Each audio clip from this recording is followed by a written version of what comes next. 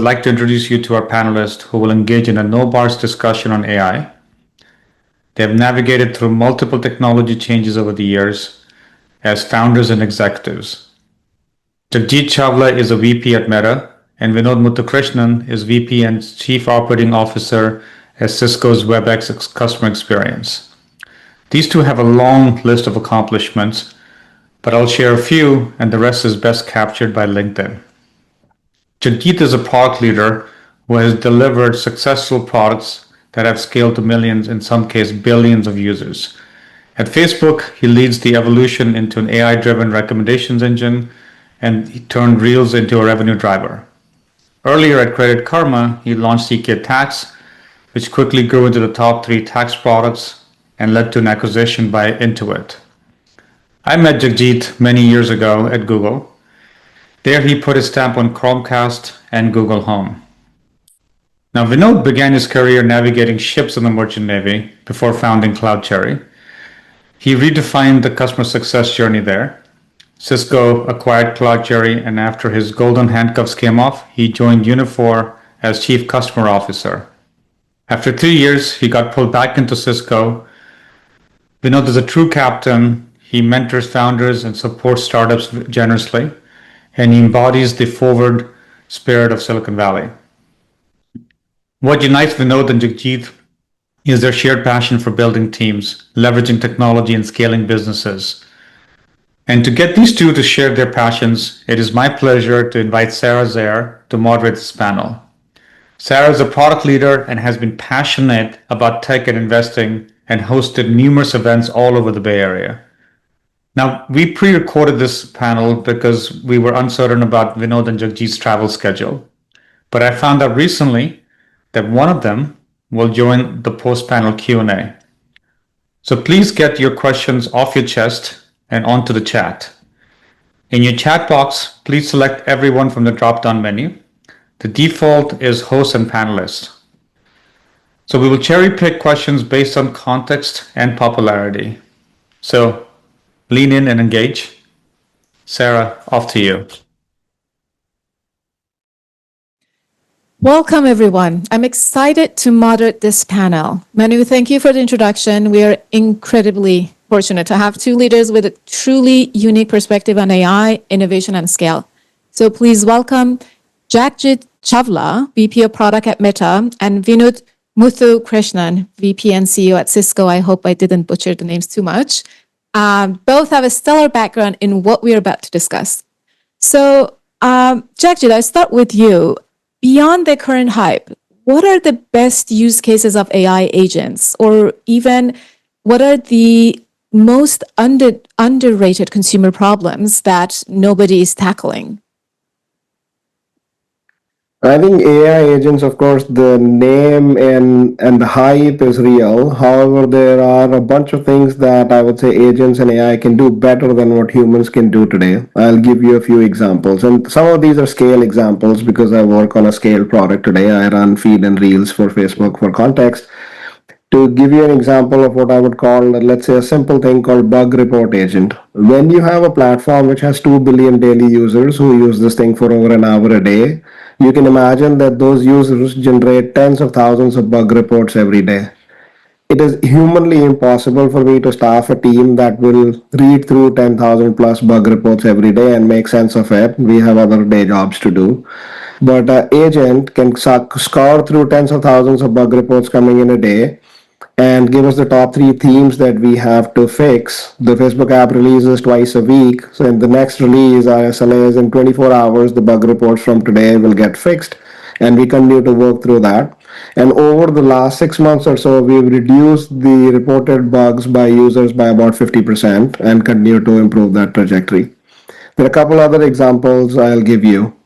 One is I would say data agent. Because we are a mature platform, we measure everything to the third place of decimal. It needs a large data science team to be able to monitor what's happening in our trends. And if something is going south, it takes a while before humans can look through it. But the data agent can actually detect the single most important metrics, slight movements, and then trigger an alert for human data scientists to take a look at that more deeply. We are becoming faster in detecting things that may be going south or surprise trends that are going up, but we need to debug and understand why that is happening. And the last one is very technical. We call that rank agent inside. As you can think, our jobs are mostly ranking, which is content ranking. When you open the app, if I don't show you things that are relevant to you, you will come back to us less. So keyword being relevance. And the relevance systems work in a way where, think of this as very simple configs, but we have to build hypotheses. Let's say the hypothesis that younger people like to send each other shorter video. So the value model will tune that system to say, hey, we should increase the weight of private sharing for younger users. This is how it works. And an ML engineer basically does these configs day in, day out. Traditionally, a junior engineer would come up with the hypothesis, make these changes, and take them live. These days, a rank agent can look through 10 years of experimentation we have done in the past, propose a new experiment, make the config changes, take it go live, get the data, and then present a green or a red button to a human engineer to press if we really want to launch this change in production. And this agent works 24/7, doesn't have emotions, doesn't sleep, doesn't really get upset if the experiment doesn't get approved. So these are real examples of how we are using the agents in production to make impact to our users. Wow, thank you. So, Vinod, what about your perspective? What are the most underrated enterprise problems that you stipulate AI can solve soon? See, as a macro, there's two things I believe in. One is, look, behind any application problem, there's a data problem. And the greatest problem with organizations is what happens to data, customer data, organizational consciousness. And I see a lot of AI being applied to making sure there's persistence and permanence and a bit of learning. See, storing data is very easy. That's a storage problem. So when I say data, I don't mean being able to store data anywhere. The point is the data indexed right? Is the data retrievable? Because you can't just say go to a 50 petabyte database and find out what did this person do yesterday. That's just way too much. Kind of like valuable exactly. data. And to that end, I think one idea was around digital consciousness for employees, the tribal knowledge. Half of the meetings are because this one person knows something others don't, and it's usually in the realm of tribal knowledge.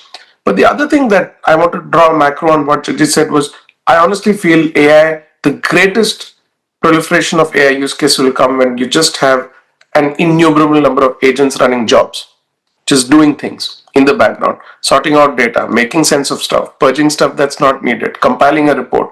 And you can literally think of it like an AI-powered robo factory where you have these little robots, because it's visual, just doing jobs. And it's happening today in automation. You will see that happen digitally across enterprises, like exactly like Jagjit said. And that macro I can completely align on. And the future is in, I know, large language models and micro apps doing specific jobs. Then you eliminate hallucination, then you maximize impact, then you improve usability. So what are your thoughts on kind of organization and memory loss? I remember by my days at Google, that was one big problem that, when somebody leaves, they just take all their knowledge with them. Do you think AI can solve that problem too? Well, Jagjit gave an example of an AI agent who doesn't have emotions and obviously doesn't leave either. So any job originated by. But I think the point truly is, if you really look at early uses of AI was what? Meeting transcription, action item note taking, preparing for your next meeting. But then I think a lot of AI will go inside the enterprise around how we work, how we operate, how we function. Simple stuff. Just think of how top-down goals planning, dissemination, and tracking is done. It's one of the most ad hoc, unstructured activities. It's done on PowerPoint. It needs meeting after meeting after meeting just to say, Sarah, did you do this or not? And then we have a meeting for everyone to say, yes, I did it. So I think the more you apply AI to it, and again, as I said, solve the data problem and then solve the application problem, you will realize the persistence of organizational memory is now permanent. And then you can do so much more. So now you're not people dependent. It's not to say the people are not important. Even the people don't need to, if I'm changing teams, I don't need to tell my successor, here are my handover notes, here's what I have. System knows, right? Your digital twin sort of knows. That's my thought. I'm sure Jagjit has more interesting thoughts and ideas. Do you want to add anything, Jagjit? No, I think to build on that, maybe this is a very Facebook example that we have a tool internally called Workplace. Think of it as internal Facebook, and everything that we do is very meticulously documented there. But to a fault almost, where there is too much documentation. So if I take over the role from Vinod, I don't have the time to go through everything that he's ever posted. But AI agents are now summarizing that. Hey, on this topic, what are the three bullets I should know? And then scours through tens of thousands of posts that I would not have ever had time to read. So I do think like there is a superpower if there was someone sitting on my shoulder, watching and reading and seeing everything that I am doing. That's a pretty powerful digital twin, as Vinod called it, to have at work. And I do think PMs, investors, founders, engineers, everyone should have a digital twin and you should embrace them and teach them. Hopefully, this would be just the problem of the past. So, this is just fascinating. Like how fast and slow at the same time everything is changing. And we take every innovation for granted. We forget like 5 years ago how many challenges we had. So let's switch to the how. This question is for both of you.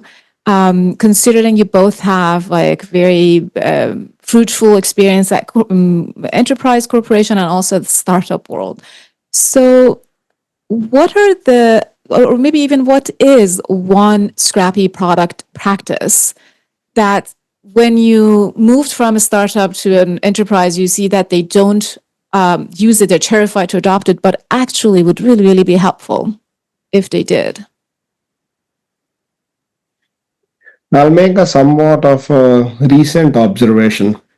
And of course, like I don't invest heavily, only things that Manu tells me to, but I do get a ton of inbound.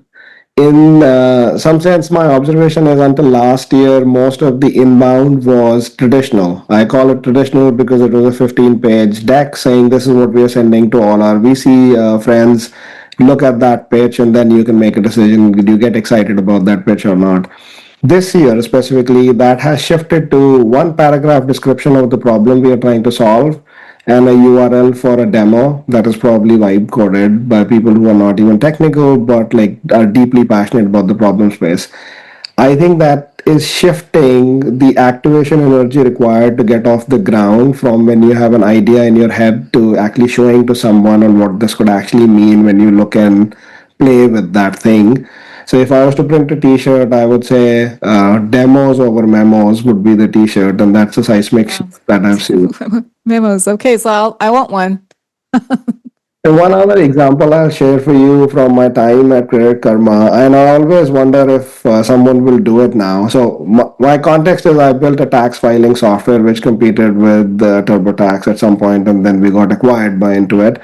But I wonder now that the context window for all of these LLMs is so large that you can literally take the full IRS tax code and put that into a context window. And then can I take my last 5 years of tax returns and also give that to a model and say, here are my W-2s for this week. Can you prepare my 1040? I wonder if that would work. And I wish I spent 4 years building that damn thing. And these days, this could be probably done in minutes. Oh, wow. So if I understand your answer correctly, going back to the question, like, a scrappy product practice that enterprise can, or a hyperscale company can adopt is literally fast iteration and just build and then test it. Don't, 10 years ago, we were, talking, don't do waterfall, do agile. And we are like hyper agile, like just literally build it and then decide. I would say, at least on my team, I would challenge a bunch of younger PMs on my team now that old school product management of writing long PRDs and decks is probably less required than your ability to having a pulse on why are we doing this and what problem is worth solving. If you can answer these two questions and have a thing that we can play with, we likely don't need a strategy memo or a PRD as we traditionally call it. Yeah, I absolutely agree. When I'm building something right now, my background is product manager, but I just notice myself, I don't even waste time. Like I just build it and see, and do I like it? Do I don't like it? And then if I like it, then I just add it to PRD for track keeping record purposes. So Vinod, what about you? What is it that you wish you could do at Cisco scale? So I think I'll abstract it to big company in general. I think as a founder, typically unconstrained by things around risk and what if something goes wrong. But large companies are built on the promise of predictability, consistency, all of that. So obviously, don't have that appetite for risk. Yeah, I mean, even if there's appetite for risk, that for all good reasons, because you handle the largest as an enterprise company, you work with the largest enterprises. When you bring something to them, they know you've beaten yourself up so much on security, privacy, trust that they don't need to do the whole process again. But within that reality, so obviously it's like developing economies, developed economies. Developed economies, if you see publication of research, it is on caution, insurance, blah, blah, blah. Developing economies, innovation, opportunity, right? So it's what it is. Every small company is in this fast race to become a big company and bureaucratic. That's just the reality of the world, right? And how do you organize 100,000 people at scale with no process? But in that, the question was, how does a large company do something scrappy? I think so long as you have an experiment whose blast radius is contained, internal facing app, only this, some guardrails are done. I think hyper innovation, small teams need to be spun up, which is you're solving a problem. I'm sure Jagjit has tons of products that started from some developer side project. And I think an active encouragement of, like, as I said, contained experiments. I would not say, no, I have got this idea, I did something on GPT, let me apply it on my consumer facing application. I will not say that. But do it in a small scale, solve all sometimes you only know the problems that exist when you build something in runtime. In theory, in an architecture, you can solve 500 problems, right? Yeah. But only in reality it gets done. So solve it in an empirical level, take it to a customer, run it to something, put some data in it. Then you'll realize the leak test will be done. And then 1 out of 10 might become production grade already. And that's a great win. Because a million ideas come up a day. Less than a handful even get like prototyped or built. And it goes back to the demo memo story, which is just, I will give you as I said, the blast radius contained environment. In that, please build, like don't send papers and what have you, build and show what it looks like. It's more so in today's world. And then let's see if it works for the world. And then we'll add guardrails on top of it to take it enterprise. That's what I do. So today we have around 1,500 executives of, large to small companies and a lot of founders at startups. So I think if there is anyone from Google, it's just a notch to maybe we need to have the 20% projects back, right? Like now is the time, like every day you can like literally try 3-4 different ideas instead of, like spending a couple of days or, 20% of your time to make something happen. So I hope it would be back as it was very, very exciting. So going back to you, Jagjit, so as a product leader at Meta, right? So you manage a lot of at different levels of product managers, and you have a lot of exposure to other, even if you're not directly managing engineers, but you work with them day in, day out. So what are your thoughts about hiring? Has they changed? What is your philosophy of hiring, and what kind of employees are the highest potential, like you really have to retain, and what are those qualities?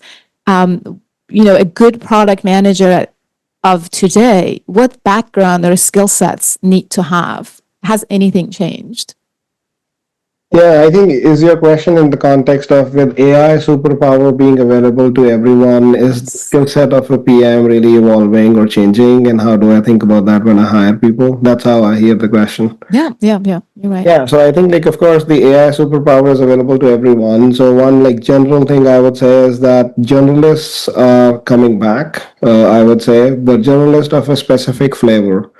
People who are really good at first principles thinking is what I would call that. And if I may say so, pure sciences, the people who are, let's say, PhD in economics or PhD in physics, they're making a big comeback in a big way. My team is full of some of those. And I think I say that because these people have ability to think through the why problems from very first principles. And actually not being super technical is an advantage. Yeah. Because, this cannot work, this cannot scale, this is not secure, are not the questions that easily come to their mind. And someone like me who's engineering background, like, how the hell will we make this secure? How will this scale to the thing that we really want to get done? They just don't have those inhibitions, would say, to speak. But the very first principle, they would say, what is the economic incentive to solve? It's a human problem, and which pieces of the flywheel will be pushed? What are our levers? What are puts and takes into the system? It becomes like a system thinking end-to-end approach rather than saying what is technically feasible today, because these days with AI, almost everything is technically feasible. Though can vibe coding produce production, but like is a very different ball game that probably we should discuss as a different question. Yeah. But that's Yeah, I would say product sense is making a big comeback. Answer the I love what you're saying. So, Vinod, you have the depth of experience you had as an executive at CloudCherry and startup and taking it to exit, and now at Cisco. So you have seen it from both sides. So what are some of the mistakes leaders make when trying to measure the ROI of AI, particularly in customer-facing functions, because that's your main focus these days? Like, how do you do it, and what are the do's and don'ts? Fantastic. Funny enough, I was talking to a CX expert this morning about something, and we touched this topic. But I don't want to go back to the last question because Jagjit stole my answer. Yeah, please. I want to add only one thing to it, and I think it's very important. It has never been easier to write a doc than it is today, and yet the ability to write a doc is never more invaluable. And what I mean by that is your ability to articulate an idea. Jagjit said something around systems thinking. It's easy to build a document with some prompts, but the ability to write a single pager concise around with your original first principles thinking idea of systems design, that is so invaluable, because for that one page to become 5 million pages, you've got the technology for. And of course, you can put 3 lines of prompt and generate the one page too. But that is where it will not be your idea. That's where it will not be. So anyway, I just wanted to add that one thing to everything Jagjit said that I completely agree on. 100% agree. And sometimes there are little nuances if we can't differentiate, and the AI agents make an assumption and build something that we didn't quite mean that. It's just sometimes irreversible. Exactly right. So that's why I want to just add that one point. But coming to your question, see, all the ROI of using AI, let me take the customer experience realm. It's the all canonical use case of AI essentially came in customer experience, right? They said customer care, agent, because it started with language understanding. It came to agents talking to customers, solving problems, and it went to efficiency. And I heard this incredible thing this morning wherein the CX expert essentially said, he said something around metrics are not experience, or efficiency doesn't translate to experience. So you're optimizing for efficiency. Okay. For example, in the contact center realm, there's a term called call containment rate or call deflection rate. Now imagine, Sarah, you're calling your bank because your credit card is lost. You don't want to feel contained or deflected.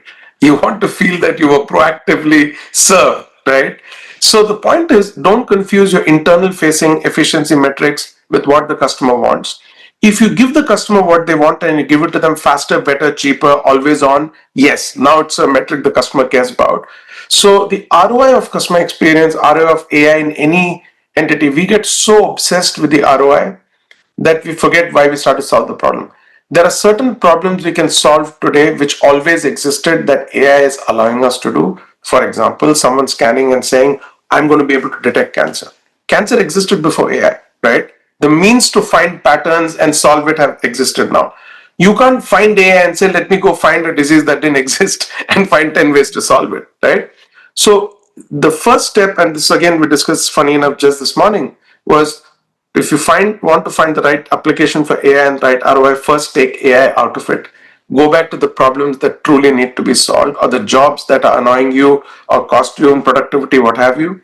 Then look at where the tools you have are best served to solving them, and then define what the better outcome looks like and how do you measure the efficacy of that better outcome. If you come in this chronology, you're fabulous. If you start by saying, I've got AI, I need to reduce this metric by 20%, I mean, in large orgs, once you tell everyone your goal is 20%, they'll go hammer and tongs and do it. And you might break customer experience or data privacy, or you'll break something else, and you'll only find out after hitting your ROI metric. Interesting. So, Jagjit, do you want to add anything to this? No, I may not give all the answers I would have given. We are stealing each other's answers, so that's as long as the important points are mentioned in this call. So again, as I mentioned, there, we have probably around at least 1,500 corporate leaders who are masters of executing at scale. And as a side effect, sometimes just because the nature of the job, you kind of lose touch with the chaotic ground level innovation, groundbreaking innovation at startups.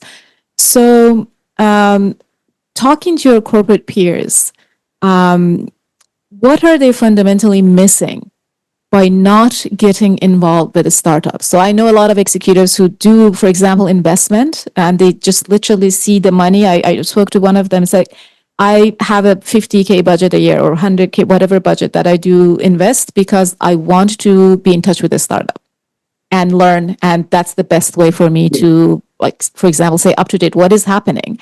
But to your experience that you kind of have this connection, what are the most valuable things you gain? Maybe I'll start and turn over to Jagjit. So I've been a startup founder. I've had the privilege of many large company execs helping me, showing me elements of scale, access, what have you. So what a startup can get from a seasoned exec is obvious, right?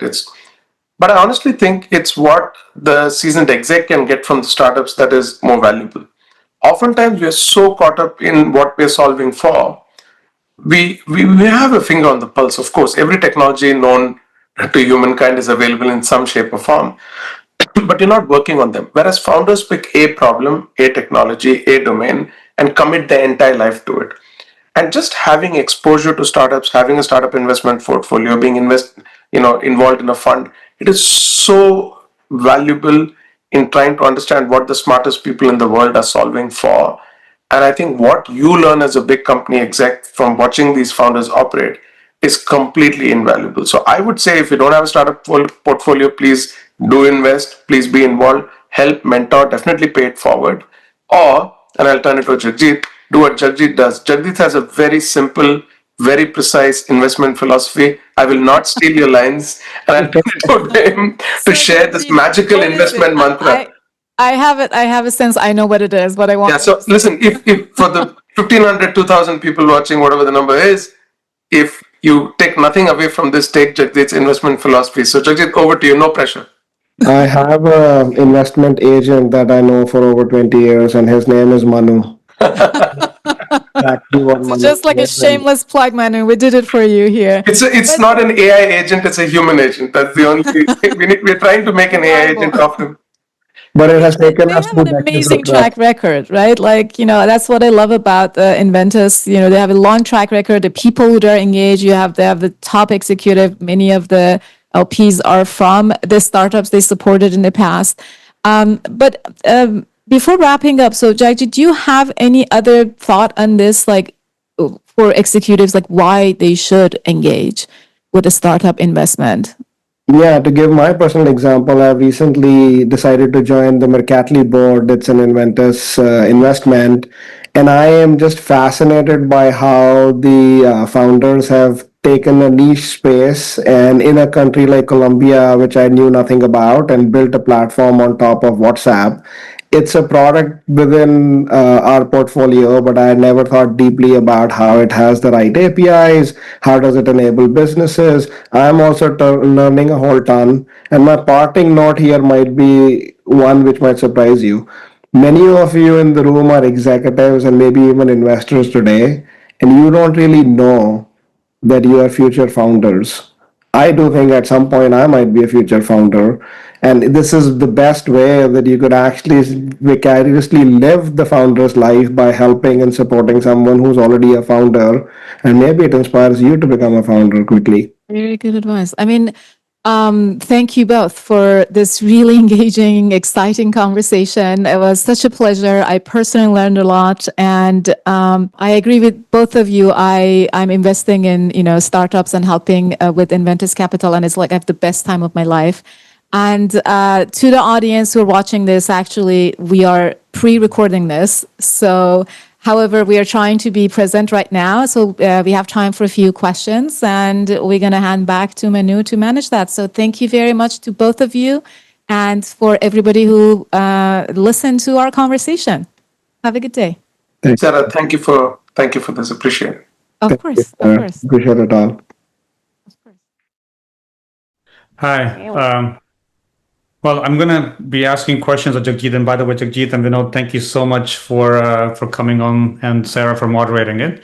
Vinod unfortunately got pulled into a keynote speak at Cisco, and it's one of the reasons we had decided to pre-record this, because stuff happens and it happens last minute, especially when you're doing a big presentation. So I'm glad, but Jagjit, thank you for joining us. And in case Vinod jumps in last minute, we will save some questions for him as well.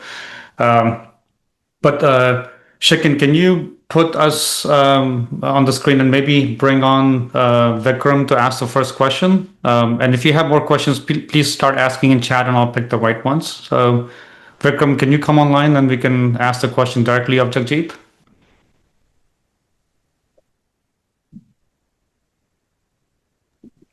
While they're elevating Vikram, Jagjit, and I wanted to say thank you to Jagjit, Sara, and Vinod, because for me, that was a quite insightful conversation.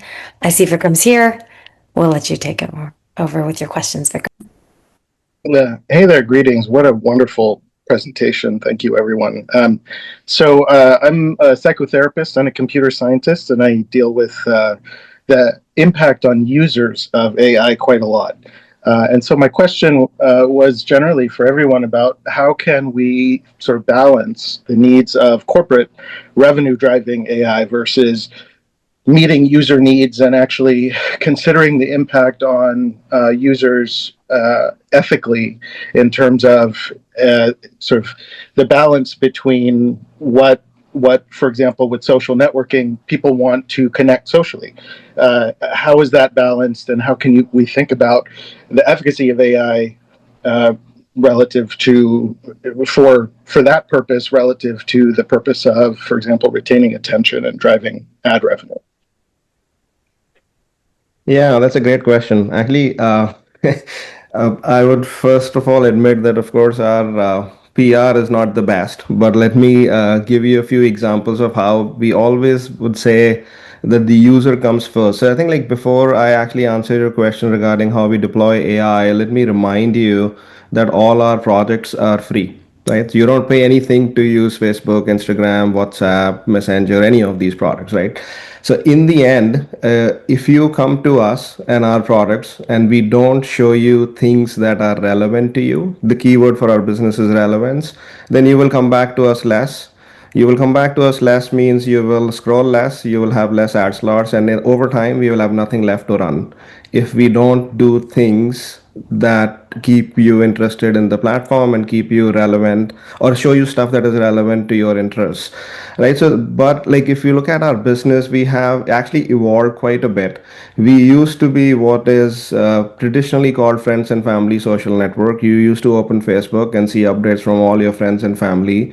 But over the last, I would say 3 years or so, we have moved slightly away from that, or in the sense like we've evolved ourselves to be more AI powered recommendations, which is like an order of billions problem. I want you to understand that connected feed ranking was an order of thousands problem, where since you last opened the app, there are only a few, let's say a few thousand posts from your friends, groups, and pages, and our job was to find a few dozen that we should show you. So it was an order of thousands ranking problem. But now when you open the app, we have to pick a needle from the haystack. What are the 3 things that we should show you from a potential billion pieces of content that we could show you? So the problem has evolved, the scale and the infrastructure has evolved. So AI has actually helped us tame that beast of AI powered recommendations. And then I think keeping the theme of relevance in mind, I'll give you a very tactical example. Before the advent of LLMs, I would say like 18 months ago, when a video does get uploaded to our network, we could very quickly say, hey, this is a basketball video, but that was the extent of our understanding in 10 seconds. Now, in less than 10 seconds, we could say that this is a basketball video from the game last night between Warriors and Utah Jazz. This is Stephen Curry taking the shot. this was the score. And by the way, Warriors lost the game last night. So if I'm a Warriors fan in the Bay Area, which I am, shameless plug, this may not be the best video to recommend to me, right? So giving an example of how AI is actually improving our understanding of content, understanding of users' interest, and in the end, our job is to match that. I'll give you another tactical example. Manu and I are friends on Facebook, which we are. 18 months ago, if I posted a picture, the notification on his phone would have said, Jagjit posted a photo. It's a very sterile notification. Now that same notification actually says Jagjit posted a picture of a volcano from Hawaii. And you can imagine if you've built engagement products that the engagement rates on the second one is much higher than the previous one. And this is possible because we can take that image and pass it to an LLM and say, what the hell is happening in this? Generate a few notification options, and evaluator model actually evaluates the notification text and picks the first one. We run a bunch of A/B tests to determine what's the best one and deliver the right engagement product. In the end, remember that everything that we do and the way we deploy AI is in service of users. And sure, in the end, that leads to revenue outcomes for us. But understand that we run a business which is unlike anything I have seen before, which is a win-win-win model. And now my answer is going longer than I expected it to, but let me explain the flywheel of our business, right? There are three nodes to our business. First node is creators. We acquire the world's best content with distribution from the creator node. Second node is users. We show users content that is relevant to them. And the last node is advertisers. We exchange user time for advertiser dollars. Then we take those dollars, pour into content acquisition, and the flywheel flies. The keyword in the center of this flywheel is content. Now, this is a win-win-win flywheel because if we don't create the right incentives for creators, they will not produce the right content. If we don't show you relevant content as a user, you will not come back to us. If we can't help you target the right user as an advertiser, you will not spend and your ROAS will be lower. You'll go to other platforms that have advertising network. So if we don't do the right thing for all three nodes, we have nothing left to run. That's why this flywheel is a win-win-win, and we never charge users anything for using our product. The only thing we keep high for them is relevance. Does that answer your question on how AI is injected in? I can talk about this whole day, but refine your question and I can talk more about it. It's a big question, so I appreciate what you shared, and maybe we can continue it in some other forum. Mm-hmm. No, well, thank you. Thank you for that question, Vikram. And so Mansi and I will sort of go back and forth and pick out the questions. And so I would love to bring Ashok on board and to ask his question. And please keep the questions coming on the chat board. Jagjit has agreed to stay on and sort of fill your curiosity with questions. And I'm told that Facebook PR or Mark Zuckerberg are not listening to you right now. So everything you say will stay on this platform, right? I appreciate, Jagjit, you explaining why my feed changed so much. So that really does make a lot more sense. I like to see my friends' babies more than the ads, but I understand what's going on. All right. So do we have Ashok online? Have you put your shirt on? Can you ask the question? If not... He's here. Hi, Ashok. At least take yourself off mute, and if you can turn on your camera, that would be awesome. Can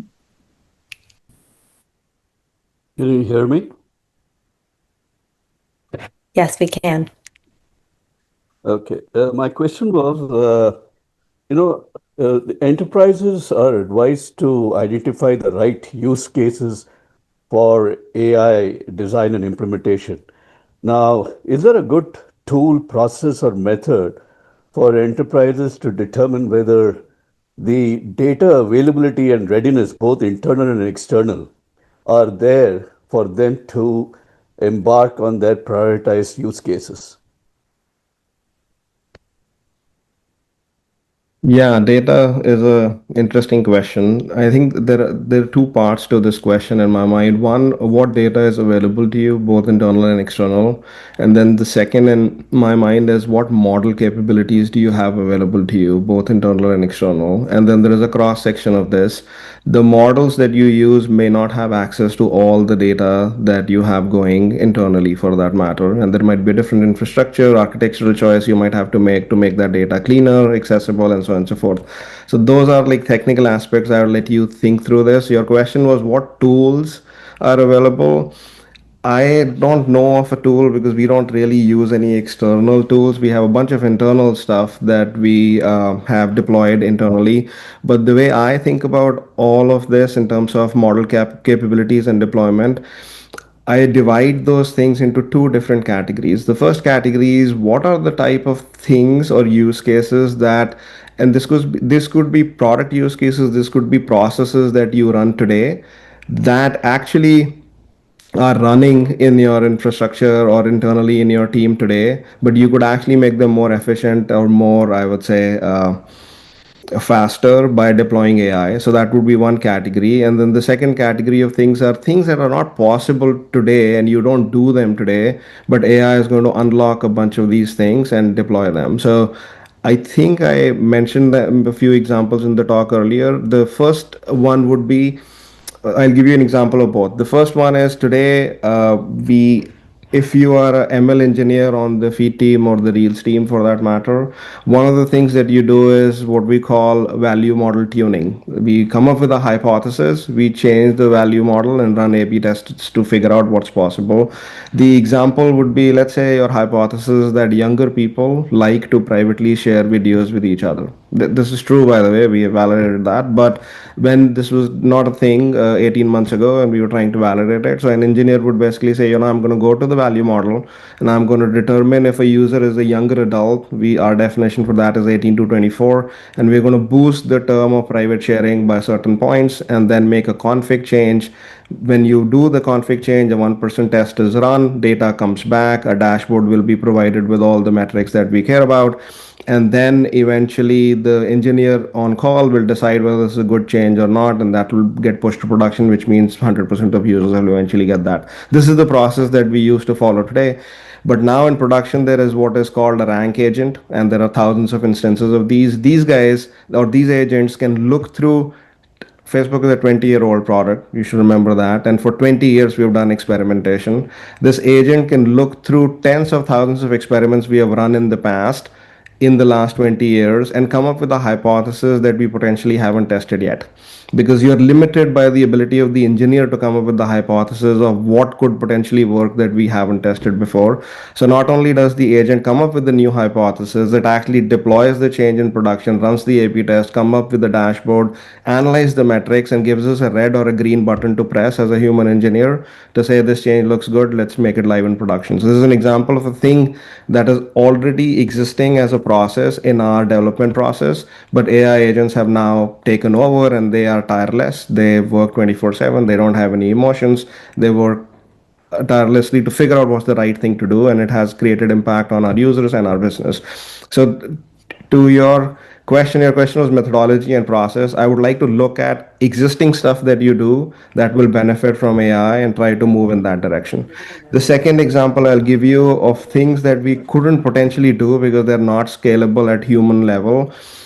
When you have a product that has 2 billion daily users, let that sink in for a second. 1 in 4 humans walking the planet use this thing for over an hour a day, every day. When you have a platform at that scale, the number of bug reports that I get every day is in tens of thousands of bug reports. I cannot have a team staff to read through 10,000 bug reports every day. But an AI agent now actually looks through all of the reports that come in every day, picks up the top 3 themes for bug reports that are coming in, and we release the app. Both Facebook and Instagram are released 2 times a week on App Store and Play Store. And our ETAs are, if we identify a theme today, the next release within this week is going to fix the top 3 themes that we see. This has actually reduced the number of bug reports we get on a daily basis by over 60% over the within this year, actually, starting January. So this is a thing that we couldn't do before, but now AI is enabling all of us. I would want you to think about what you do today can get better, what you don't do today, but you can now because AI enables you to. So those would be the things I would want to think through, but I don't really have a tool answer for you. I haven't really used a tool that helps us do this analysis.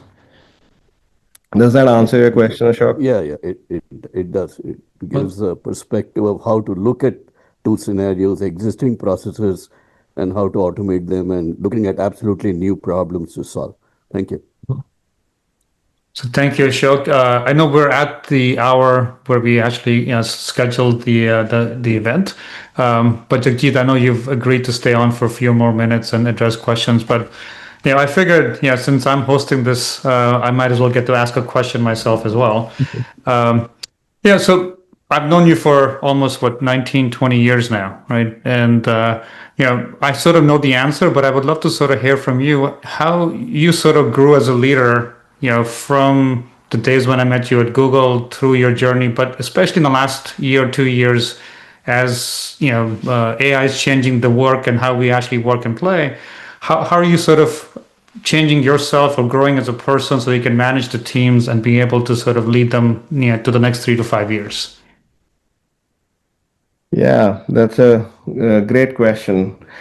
I think since you knew me as a child, I would say 20 years ago, I was always very curious. And I think like one of the things I would generally say is that traditionally, especially growing up in an environment like India, you would kind of believe that the day you leave college is when you stop learning. Your education is done, now you got to earn. I actually didn't have that philosophy at all. I was fortunate to be surrounded by people like you, Manu, and all the other OG Google Bangalore crew, I would say. And I think one of the things that I have always kept close to my heart is determine what's your learning model. And I learned that my learning model actually is reading, and I read a lot of random things that people would say, why would you even want to be interested in this topic? The more diverse it is of something that I've never heard of or thought about, I love to read all of that because it actually diversifies my thinking on. I didn't really know about anything about these. These are like crazy topic. Like these days I'm interested in micro fusion and micro fission reactors, and I'm like, well, that will actually be pretty cool, like for AI infrastructure. If all of our homes are powered by a nuclear fission reactor in your backyard, like I don't know, safety regulations, waste, all of that, these are a lot of these things to think about. I've always been curious, so my general philosophy has been be curious and try to learn about things that may have nothing to do with your work. And then lastly, I think you asked me for the last 1 to 2 years. I have got deeply interested in the topic of health. And this is a shameless plug for a book. I would say Outlive is my favorite book. If any of you have not read it, I highly recommend that. It's by Dr. Peter Attia. And to the point that I actually live my word, the conference room in office for me is called Outlive. And I think Manu has been in that room.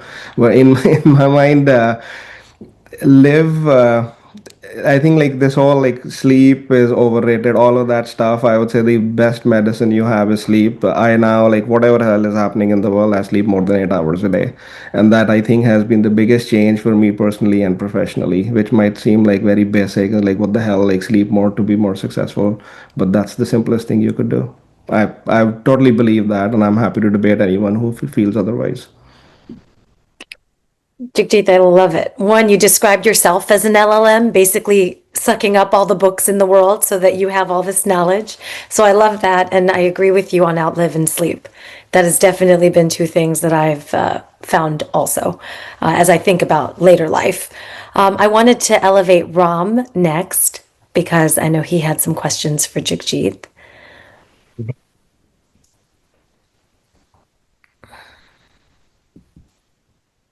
Hi, Ram. If you could at least, the thing restarted. A great panel. Thanks, Jagjit and Manu and others. So one thing we are seeing is an influx of content fueled by AI. So there's a lot more educational and other informative content. Combine that with this general sense that many people start wondering if when is AI going to take parts of my job or all of my job. Specifically for platforms like Facebook and other platforms that Meta runs, do you see a shift in audience behaviors towards more productive uses of time as opposed to more consumption, social and entertainment, and is like primarily fueled by use of AI in content generation? Yeah, so I think there are two parts to your question. One is how is the creator ecosystem going to change with the advent of AI creation tools? The second part of your question is what impact does it have on consumers and actually more broadly humanity as we move away from entertainment to more information type of content? Did I grab your Yeah, question correctly? yeah, Okay. that's the So I'll gist. answer them in like two different parts. So from a creator's standpoint, we do think this is a era where becoming a creator is much easier than it was before, and AI creation tools are going to really help accelerate and actually already are helping accelerate. You can have an idea and execution is much simpler because AI is now available. So it's easier to be a AI agent, AI, I would say, supported creator. Will we see an advent of fully AI created content that users find valuable? I really doubt that, right? I haven't seen, at least now, at least yet, examples of that, because all of our user research points to us that when you see fully AI created content as a consumer, and user research shows that users balk at it for many many reasons. It's like, this is too good to be true, this is not really, this was low effort, and vicariously humans actually are wired to reward effort. So you actually like content that seems like was original, was a lot of effort to produce for the creator. Unless you don't see that, you are not going to really like that content. At least that's what our research shows. So I think like there is a synergy between what creators can do, and like fully AI agents are really not accept fully AI created content is not accepted by consumers very well. In this whole realm, one note I would want to make is that if you look at our evolution, we started with the agrarian society. We were all farmers and we did barter. Right now we are pretty advanced, right? We have currency, capital markets, options, futures, derivatives, all sorts of fancy stuff. But that's where we started. We were all the agrarian society. We were all farmers. Then the industrial era came. We became all factory workers. Then the knowledge era came, and we are all knowledge workers. Actually, the next generation of workers are likely creative workers, which anyone armed with a $200 Android phone in the middle of India and a LTE connection can make a living. All they need is their creative talent and their phone, which has all the AI tools for it. So I do think that evolution of humanity is upon us. We are going to move from information workers to creative workers. That at least is my personal POV, but I might be proven wrong over time, but I'm just telling you my opinion. And then the second one on how we think about, so we do think like from the products that I run, there are three jobs to be done for consumers: information, connection, and entertainment. Today, you see most of the content people are in the realm of connecting with your friends, which was the connect part of our business, which is still a big part of our business. But then there is the entertainment piece, which is Reels is taking over a bunch of that.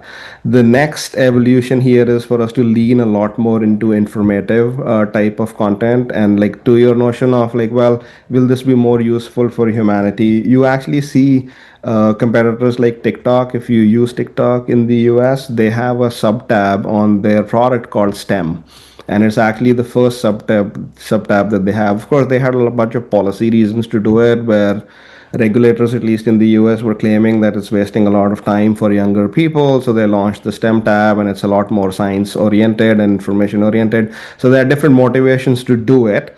But it's actually working fairly well, given the fact that like for the last 18 months or so, it has stuck as the first sub tab on the product, which means it has the engagement. We have a bunch of similar experiments in the cooker, and in some sense, once we scale them, you will start to see a lot more informational content in at least our Reels ecosystem to begin with. So a quick follow-up regarding the flywheel you had mentioned earlier, three different nodes. So the content you kind of address, the consumption side and how the ads plays into this. Could you throw some light on that? Yeah, so the way you are wanting to understand more on how our ads ecosystem works with the engagement system.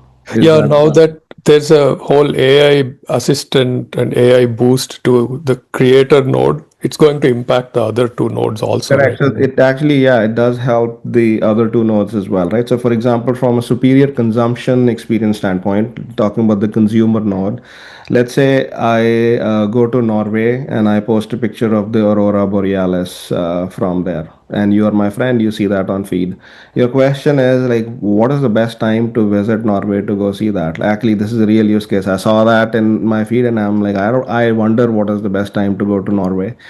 You actually will now see, if you use Facebook, what we call Meta AI pills under posts from your friends. We are gently starting with friends content and we can expand, we'll over time expand it.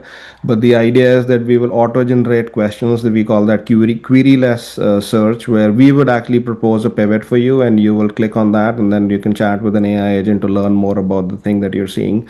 There are, I think Instagram just started to test it. Mark announced it earlier this week. We call that Dear Algo. You could actually open your mic and say what do you want to see more or less of, and we will tune your algorithm based on that. It's going to come to Facebook shortly as well. And then there are, on the advertiser side, the dream actually, and I don't work on advertising, so I don't fully know where we are in the journey, but I know the ambition is actually quite high. The idea really being is, if you're an advertiser, you don't really need a landing page, you don't really need creative or images for your ad and anything. You just simply say, here is what I want to spend on a daily basis, here is my objective, go meet it. And eventually we should be able to figure out what's the right landing page, we should be able to figure out what's the right creative, we should be figure out the right users to target, and we should just deliver you return on ad spend. That's what you care about as an advertiser. You really don't care about the nuts and bolts of how we got there. And I think generative AI has a lot of potential to go make that happen. Few concrete examples that we have done is, if you provide us images, we know in an advertising setting, a short video performs better than images. So we can actually take your image and convert that to a short video, a 5-second video, for example. You give us an image that is horizontal, all the phone consumption is actually vertical, so we can use AI to expand the image to fill the full screen. It has a larger engagement benefit, and so on and so forth. So I'm giving you very tactical examples, but we can come up with ad copy, we can come up with creative, we can do the right targeting, we can do all the good things that you can think about from an advertising platform standpoint. But the dream is that we should be able to just automate it all. Give us your credit card information and tell us what you're wanting to achieve, and we'll do the rest. Awesome. Thanks, Jagjit. Jagjit, that sounds like a dream. I know Harmandir had a really, really great question, so we wanted to elevate you. Please ask your question.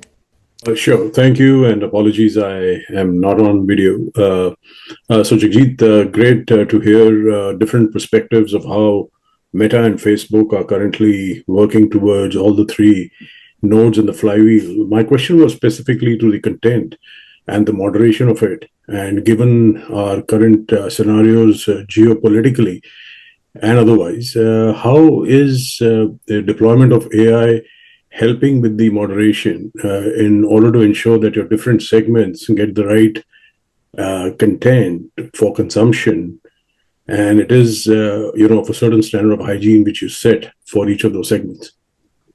Yeah, so I think, as I said, like AI is definitely more helpful for us, especially LLMs, in terms of content understanding. I gave you the example of a basketball video, but that could apply very easily to any type of content, much easier actually with text content or photo content than with video content. So our ability to understand what's actually happening in a piece of content is much higher, which means to be explicit, we did change our policy in January, as you were noting, in terms of the geopolitical environment. This is an unwinnable battle in general, I would say, where we have decided to not moderate a whole lot. So I'll give you a very benign example. You and I are friends on Facebook, and I make a post saying the earth is flat. It is kind of benign, but it is misinformation.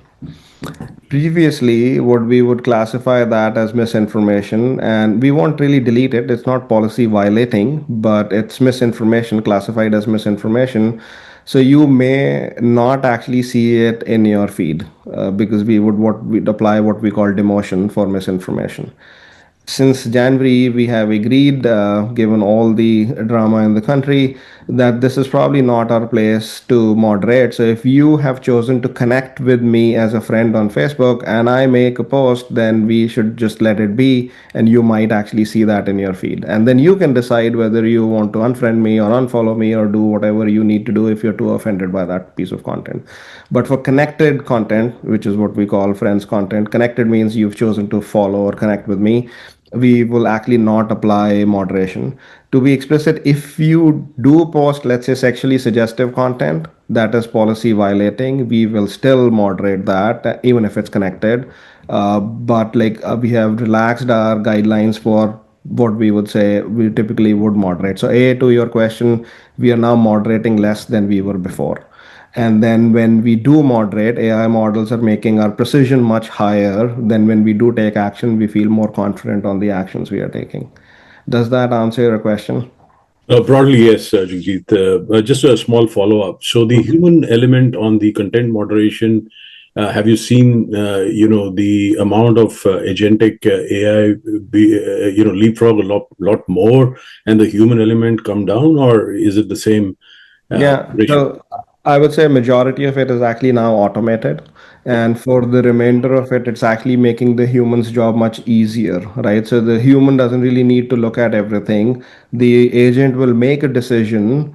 And then if there is a piece of content, what we look at is views and engagement threshold. So if there is something that is, let's say, I'm making the number up, has crossed 10,000 views, and the AI agent believes this is kind of borderline, then that will get flagged in the queue for a human curator to actually look at it.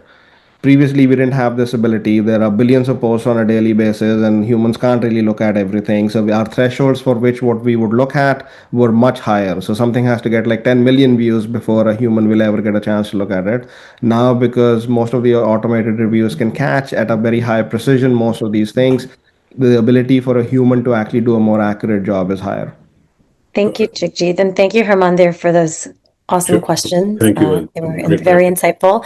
I want to welcome Vinod. I know you just gave a keynote speech and you've made it your way here, so thank you so much. I wanted to ask a question that I think about often, and I'm sure that like a lot of folks left in the audience also think about, and then we'll probably end after this.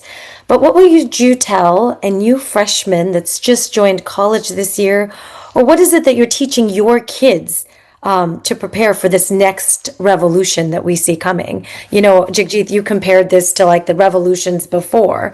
You said creativity, but I'd love to hear how you're preparing for that so all of us can learn from your and Vinod's wisdom. So I think it starts with the humility to know that for the first time ever, we never knew what the future looked like, but we know less about what the future might look like than ever before. So honestly, with my kids, I'm just asking them to do three things. One is be a natural intuitive user of AI. Like, don't treat it like something you also do, just because it's going to be a way of life no matter what you do. But the second is the value of first principle thinking, the ability to reason, articulate. All of them have become 10x more important than they ever were. GenAI can get you to write a beautiful article, but logic, reasoning, thought process, it's the prompt that makes the output what it is. So really the old-fashioned values of that have never been more important. The last, nothing to do with it, just be a good human being. And the reason I say that is, we are over-engineering for a future that we have literally absolutely no idea about. So that's really where it's at. It's gone back to make you question the basics of how you should look at the future, which is nothing, and just set your foundation, and as the future unveils itself, be ready for that future. That's really, I know it's not a very precise or scientific answer, but that's really what it is. Jagjit, you? Are you just going to defer to Vinod's answer? I know you have some insights. No, I think Vinod is right. In general, I would say change is the only constant. It's a cliche, but at least, especially working at a place like Meta, there's never a dull moment. And as you can tell, our leader is such where My analogy for him is he's a wartime leader, and when there is no war, he will create one. So I think it generally keeps us fresh, I would say. And I think, like in my mind, what has worked in the past may not work in the future is always true, and it keeps you on your toes, and you should be open to evolving. And like maybe like going back to the health topic, if any of you do strength training, you know that the only way muscle grows is by first breaking it down, and then your body brings in more cells to fill the gap, right? So breakdown is a natural process. Like if it is sore, if it's paining, it's a good sign. So go through it. It'll be a little painful, but that's fine. That's what growth looks like. But that's my poor analogy for all of this. Thanks, Jagjit. And now that we have Vinod, I'm going to have Ram ask his question, which was for him. It's turning on. Hi, Vinod. Welcome back. The quick question I had for you is, you spoke about metrics being too internally focused on efficiency and ROI. Do you have a resource or some other pointers to look for metrics which are customer focused and customer experience focused? I can find some metrics for you, but I'll tell you how we are thinking through this, right? So when you look at AI, everyone went over-engineered on the efficiency of AI, which is, let me take the call center realm, right? You call in and we call it, as bad as it sounds, it's called call containment or call deflection. Yeah, now, I've seen when those. you're calling, when you're trying to get in touch with me or Jagjit, and Jagjit says, I've got a deflection bot, that means I want to deflect Ram's call, what does that tell you about how much Jagjit values your conversation, right? So first of all, the definition is so internal focus. It's almost like we are taking our org chart and all our compulsions and shipping it, right? Not us, like everybody on the planet. So our view is a little different. Our view is that things like handling time or deflection rate are useless without looking at the experiential metric, which is, we had a very interesting stat we pushed out in a smaller subset. 72% of people rated the AI agent experience at least as good, if not better, and many better than the human experience. For transactional stuff, that's a great metric. If the CSAT is not going down, they're getting the answer at midnight, no queuing, no waiting, no what have you, immediately and instantly. That's a great resolution because you're taking care of outcomes and customer experience there. The second part is, we actually had a customer fast tell us, we always say AI reduces the average handling time on a call. So it's efficiency, money saved. They actually said our calls are now getting longer. And they said that is fantastic because we are doing more. We're getting so much more done. Customers never calling us again for that body of work ever again. They're getting all their answers. They're going back super delighted. CSAT's high, repeat repurchase is high, transaction rates are high. If I can keep you on the call for 30 more seconds and get 3x more done, which business in the planet won't invest the 30 extra seconds, right? Yeah. So that's the point. Threading any efficiency metric, which literally the only efficiency metric that matters is if the customer got what they wanted in lesser time than they otherwise would have. All of the efficiency metrics are yours, not for the customer. So mapping those two is important. Let me see if I can find some information around threading the two. In every domain, what efficiency AI brings has a sort of corroborative customer experience impact. And if that is not at least neutral and ideally better, then you're definitely optimizing for the wrong things. Yeah. Thank you very much. Yeah. Thanks, Mansi. Of course. Once I see in Q&A one question about the future of Cisco. We're a public company, so I don't think I should be on a call talking about. Well, I actually said that separately to Manu for both you and Jagjit. This is what happens when you get a litigator doing some of this. I used to represent Meta. So my brain is like, he's not allowed to answer that, Manu. That's not a question I would let him answer. Yeah. So that's already we are happening. Here in our sort of individual capacity as friends of supporters of Inventus. That's pretty much. Yes, and I get you. So we are going to keep things generic. I know everyone's very curious about Meta and very curious about Cisco, but I would say as executives there, that isn't your job to answer. But you can answer generally about AI. So that's really what I would tell both of you to do in general. And Manu, I think we can skip that question, but I know we've actually gone over 25 minutes. We did ask the two of them to stay on until 11 a.m. Pacific time, so we have just one few minutes to ask a question. But I would love to bring my partner Kanwal, who has mentored thousands of people around Silicon Valley in India. So let's sort of get a question asking around leadership and how Kanwal has sort of seen this along with Jagjit and Vinod. And also, if you have questions, maybe talk about the policy changes that are sort of changing the world around as well, especially what's going in this public sphere. So Kanwal, can you put your video on and let's have an open conversation? Well, here I am, right? Can you see me now? Yeah. Yes. So, like I said in that opening statement, I've been here 58 years, right? And when I arrived in the US, environment is what it's like now. America was openly racist. There were race riots. Indians were strange creatures. People. If Jagjit had his turban on, which I had back then, people will come and say, point at my turban, that is bad, man. What is that? What is that you have on your head? Can I see what's under that thing? They were very openly like that. America was shamefully, openly racist. Racial jokes were very common. So things went underground for the last 40, 50 years. We Indians, earned our, keep, head down, perform, do what needs to be done. We have emerged on the other end, not because somebody handed us anything, right? So the point I want to make is that 5 million Indians in America, professors, doctors, engineers, entrepreneurs, CXOs, right? Can America do without Indian talent? Can America compete with China without Indian talent? Right. So what you see right now is very strange, thinking, very strange thinking. So my sense is that they shall pass. Both sides benefit. India has emerged as a winner. US has maintained its position. So I see this $100,000 visa thing. Meta will have no trouble paying $100,000 for Jagjit Chawla. Our smart people. It's the startups that will suffer, right? So I'll leave at that.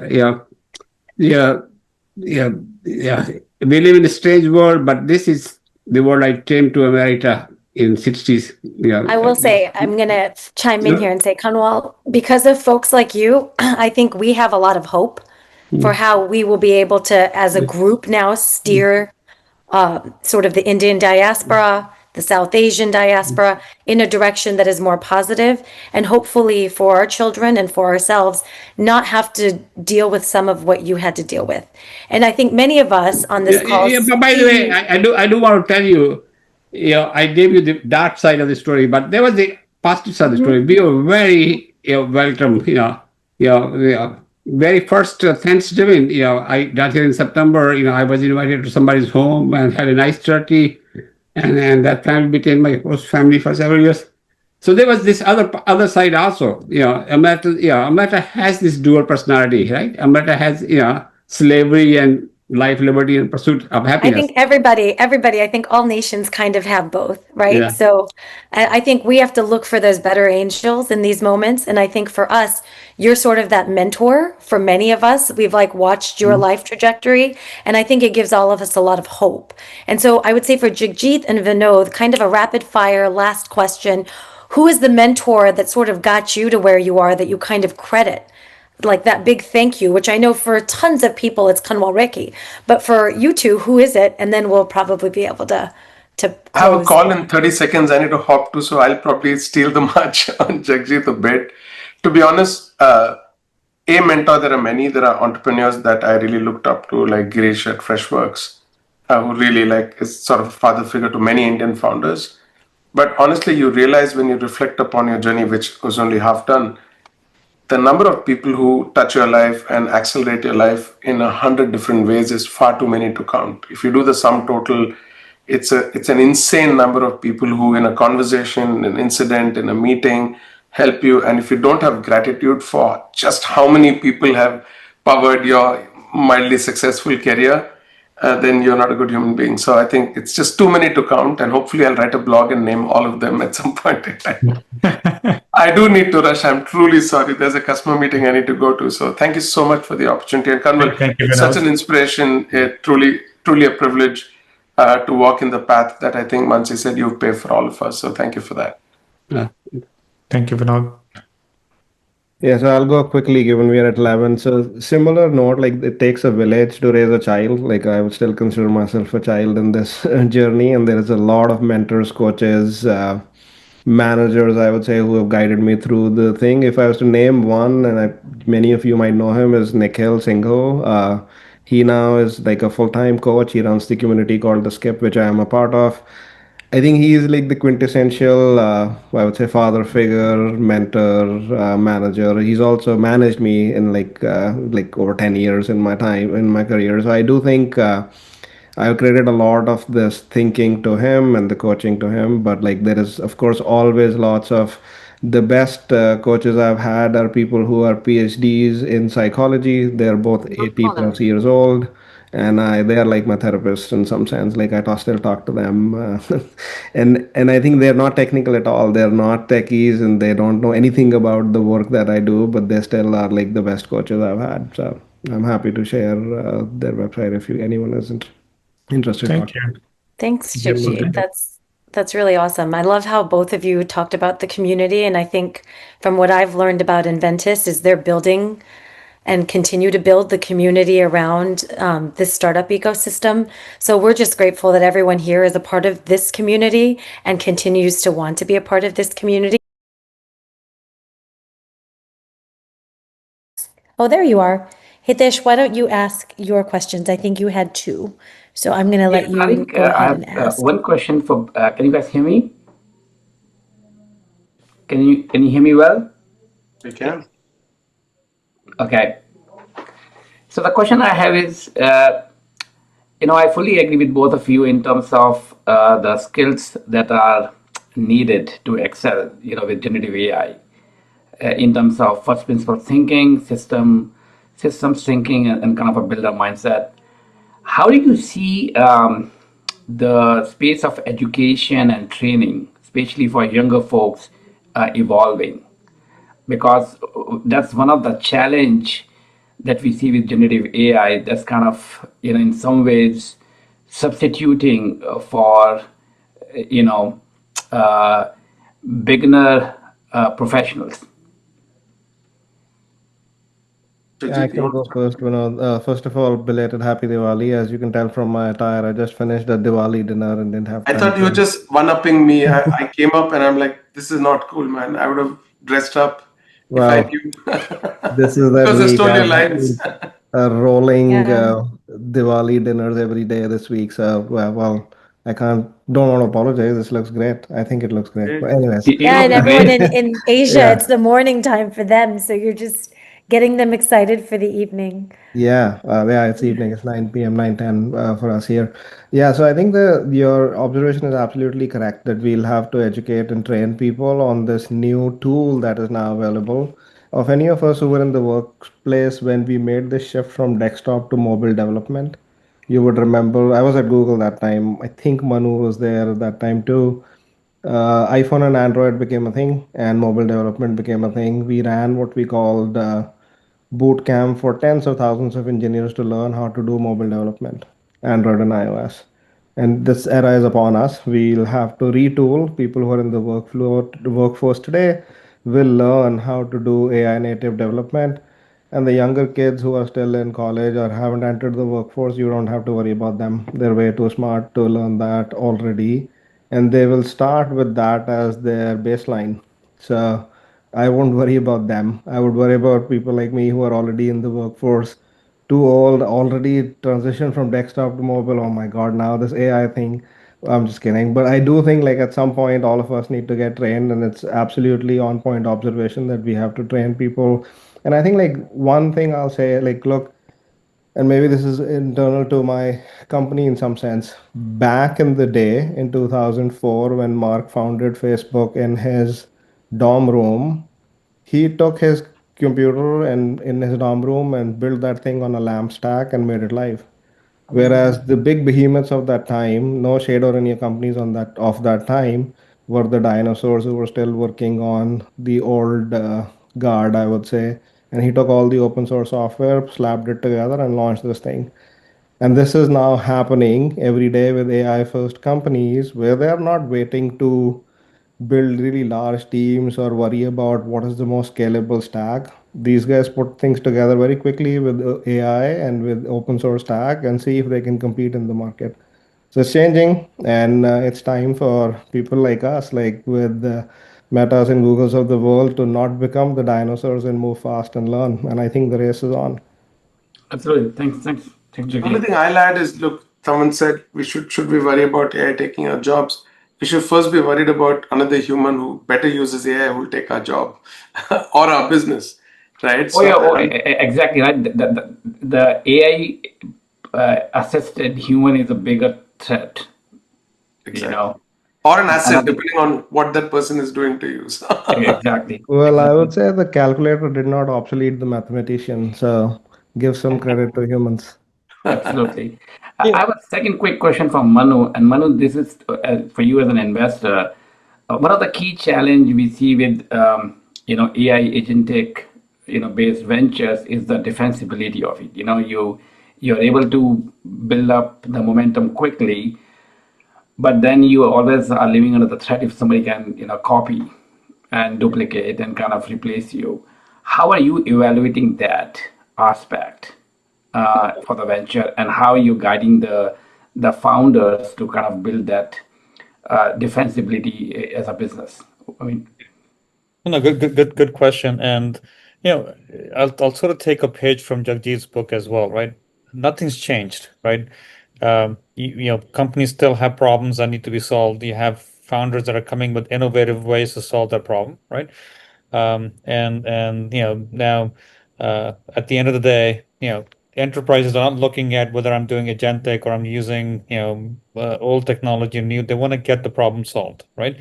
And how are you doing the problem getting solved, and the relationships, customer service, all these pieces all come into play, right?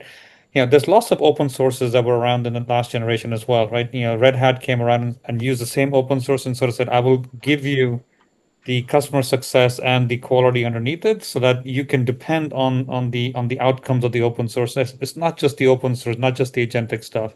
It's putting the solution together. So I think more and more, if I was to give advice to kids, like or to anyone else, is it's not about solving the problem, it's coming up with the problem first, right?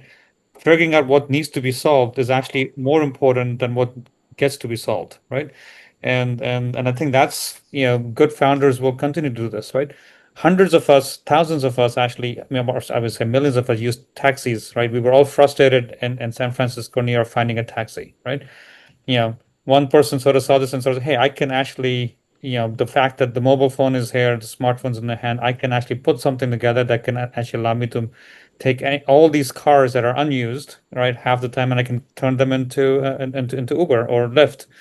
So it's the imagination that's lacking most of the time. It's not the skill sets, right? So I'm actually very optimistic. I think, to me, the fun part is that, for generations, you actually as an entrepreneur would offer your services to other people, right? The rise of the modern corporation is only about 200 years old, right? It was the East India Company and then a few others, and that's how large organizations have done. But they're dysfunctional at the core, right? Beyond 150 people, 200 people, they're not fun, right? And so I think it's AI and these things will bring back the capacity back into the individual, and to smaller organizations, startups, the ones we're funding. So I'm actually pretty excited, right? Ask which executive wants to stay at a company for too long. It's mind blowing at some point, right? I mean, you spend more time dealing with people and issues than to actually building stuff most of the time. So no offense to Vinod and Jagjit, but I'm hoping at some point they will leave and do startups or join me instead. No, absolutely. I think that's increasing the mobility. In some ways, increasing the talent mobility. Yeah. But I think there's one more thing. I think Mansi and I had talked about this, was very, sort of interesting. With the Industrial Revolution, I mean, I'm going to go back a little bit, right? This is before we were all born here, but most people had 7-day work weeks unless you were the king or the royalty, right? Everybody worked 7 days a week. There was no weekends, right? And with the advent of machines, you sort of got into 5-day or 6-day work weeks, 5-day work weeks. What stops us from sort of saying, hey, you could do 20 hours a week is enough, right? And you have maybe 10 hours of machines. I mean, I look at AI just as another tool, right? Human beings will get more time to do less repetitious work and more productive stuff. And maybe there'll be more time to watch TikTok videos for a lot of people or do other stuff that they want to spend time on, right? Or go on a hike or spend time more with family. So I don't think it's a net negative. I actually see this as a positive, personally. Spoken like a great investor. Everything's changed and nothing has changed. Both things are true. It's a new wine, old bottle, right? Thanks, And Manu. we've had to, I think humans are pretty adaptive. I think we will have to adapt again. It's going to be faster than we've probably seen, Hitesh, but I think you're seeing a lot of people rise to the challenge, all of us included. If we're on this call, we're thinking about it. So I'm going to bet on us. And then I'm going to get to the next question. Do you have another one before I jump to the next question? I think I asked both the questions. You can jump to the next. Awesome. Yeah. Somebody who can't join us because he's not feeling so well is Cheng Guan Lu. And for Vinod and Jagjit, his question is, as open source models narrow the gap with frontier labs, where do you now see durable defensibility? Is it in data? Is it in distribution? Or is it in workflow embedding? Like, how do you think that's going to work out? I can get started. I mean, data is always your defensible moat. I think that always has been, and it's more so now because, to your point, someone says, you can't build a model because it takes billions of dollars, and someone says, I can do it in 6 million. Now, we can dispute the numbers, but you can't dispute the fact that that's not a moat anymore, right? But there are a couple of things to think of. See, the way I've hypothesized defensible moat is, Jagjit said something important, like the old problems still remain. You have new tools to solve them, right? So we can't pretend that all the problems change because new technology is available to you. And to go back to it, earlier, remember, the presence of data didn't mean you could do something about it. But if you have the right data now, your ability to do something with that it's not even exponential. There has to be a factor over exponential with regards to what you can do with the data. So that's obviously access to data. That is one. The next is a deep knowledge of the workflows, the problems to be solved. Because ultimately, you're not going to go to a mode where, see, today in GPT, we say, hey, tell me what should I do.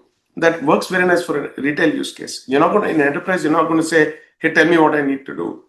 For you to be able to know what direction you're trying to solve the problem in, apply your thoughts, your proprietary skill, domain knowledge, and use AI as a massive accelerant to the solving of that problem, to either create applications or outcomes, that makes a big difference. So if you go back to it, if we were not having an AI conversation, these 2 points would still be true, right? It's the application, the access to the data, and the application of that model to that data to create something net new.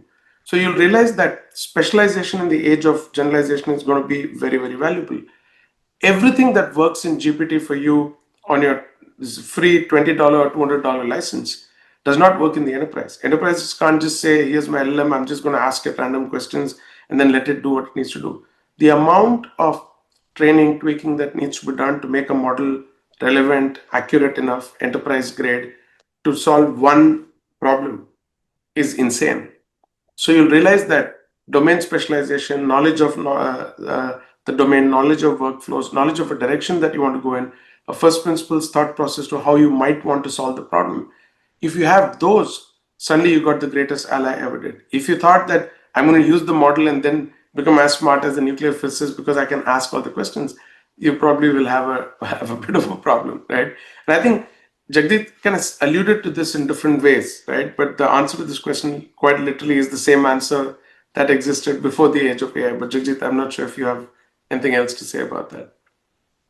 Yeah, I think I'm going to take it in a slightly different direction. So the first I'll answer the question, but I'll change the direction slightly later. The question, what matters for frontier models is data, compute, and algorithms. And I think if I was to pick one, I would say data, as Vinod pointed, is the thing. If you look at us, we do think that the first party data that we have for billions of users creating user generated content every day is the moat over time, right? Like now there is of course questions of what can we use, what we can't use, all of that stuff needs to get figured out from a privacy standpoint. But I do think the clear answer to the question posed is data. But one thing I would actually change directions of this question is, why are we even worried about frontier models? Like I would pose that questions. So today there are a handful of companies that are building frontier models. I think there is consolidation coming, and eventually there will be two, maybe three big companies standing who can actually afford to do the frontier model and will do it. The reason I say this is that that's actually not the most important thing in the age of AI. I'll give an internet example. Do you know who invented or commercialized the TCP/IP protocol as a company? I won't make you guess, but it's Alcatel-Lucent. Do you know what the valuation of that company is? Probably, I don't know, but some tens of billions of dollars. Is it a very interesting company in the internet era? No shade on them, but not a very hot company. The money was made in the internet era when Ajax came around. Then Google made money, then Facebook made money, all the applications made money. Same is the case with the AI era. Frontier models are not going to make any money. They are like utility, TCP/IP protocol, who cares? It's given that it's going to only get better, and only a handful of companies can afford to do it, and they'll do it. It'll be utility. What matters is what ideas do you have to build applications using that power of that frontier model. That's going to matter. Frontier model, which one you use is not going to matter. And that's not going to be a moat for actually anyone who continues to build that, including us.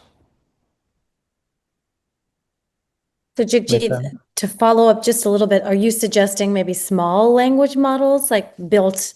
Is that what you're talking about? Like SLMs instead of the large language models when you're thinking? Or are you just thinking going deep the way Vinod was saying? I'm just trying to understand because you're seeing I'm investment pointing in to the both. fact that the capabilities of the frontier model are going to get commoditized. One version will be slightly different than the other, but wouldn't matter in the grand scheme of things. What matters is what idea do you have, and what application are you building on top of that that will make companies win.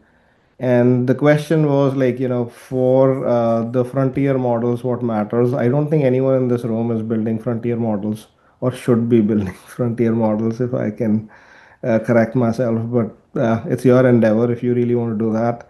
But it's a futile endeavor in my mind, unless you are one of the top 5 companies in the world trying to do it.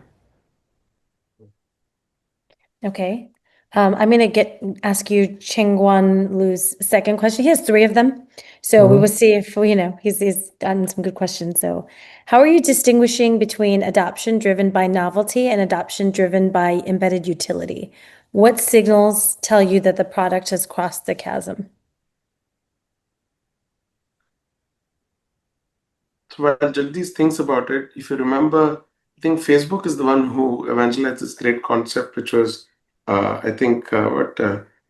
adoption and engagement metrics, like 15 friends in 15 days and what have you. So the activation and engagement metrics, right? I think Facebook was where that was pioneered. That, again, like nothing's changed. That remains true here too, which is anything novel, especially when it has some impact, tends to get adopted really fast.